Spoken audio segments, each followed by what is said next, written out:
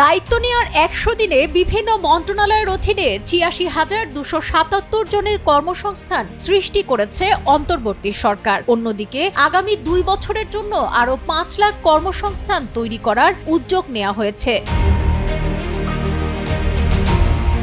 রবিবার যুব, ক্রীড়া এবং শ্রম ও কর্মসংস্থান মন্ত্রণালয়ের ১০০ দিনের কার্যক্রমের অগ্রগতি সংক্রান্ত সংবাদ সম্মেলনে এসব কথা জানান যুব ও ক্রীড়া মন্ত্রণালয়ের উপদেষ্টা আসিফ মাহমুদ সজীব ভূঁইয়া। এ সময় যুব ও ক্রীড়া সচিব মোহাম্মদ রেজাউল মাকসুদ জাহেদি উপস্থিত ছিলেন। গত ১০ই নভেম্বর আসিফ মাহমুদকে শ্রম মন্ত্রণালয়ের পরিবর্তে স্থানীয় সরকার, পল্লী উন্নয়ন ও সমবায় মন্ত্রণালয়ের দায়িত্ব দেওয়া হয়। দেশে এখনো ১,৮০,০০,০০০ মানুষ বেকার আছেন উল্লেখ করে অন্তর্বর্তী সরকারের যুব ও ক্রীড়া উপদেষ্টা আসিফ মাহমুদ সজীব ভূঁইয়া জানান, আগামী ২ বছরের মধ্যে ৫ লাখ কর্মসংস্থান তৈরি করার উদ্যোগ নেওয়া হয়েছে। আসিফ মাহমুদ জানান, একটি ভঙ্গুর অবস্থার মধ্যে দায়িত্ব নিয়েছি, তবে বিভিন্ন পদক্ষেপ নেওয়ার কারণে আইন শৃঙ্খলা পরিস্থিতি আগের চেয়ে ভালো রয়েছে।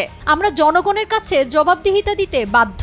গত ১০০ দিনে সরকারের আরও কিছু করার ছিল, তবে তা হয়তো করা যায়নি। আগামী ৩ মাসে এর দ্বিগুণ কাজ করতে পারব।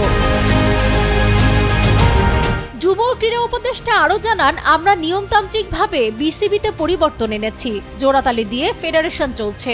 দ্রুত এই পরিস্থিতি ঠিক হবে আশা করি।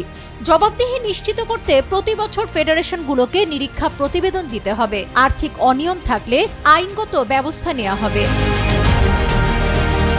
সংবাদ সম্মেলনে যুব ও ক্রীড়া সচিব মোহাম্মদ রেজাউল মাকসুদ জাহেদি জানান, যুব উন্নয়ন অধিদপ্তরের আওতায় কর্মপ্রত্যাশী যুবকদের সরকারি বেসরকারি কর্মে নিয়োজিত এবং আত্মকর্মসংস্থানের লক্ষ্যে ২০২৪-২৫ অর্থ বছরে ২,৬৪,০৮০ জনের প্রাতিষ্ঠানিক ও অপ্রাতিষ্ঠানিক প্রশিক্ষণের লক্ষ্যমাত্রা নির্ধারণ করা হয়েছে। বিগত ১০০ দিনে ১৯,৪৫২ জনকে প্রশিক্ষণ দেওয়া হয়েছে এবং বর্তমানে ৫২,১১৫ জন যুব প্রশিক্ষণরত।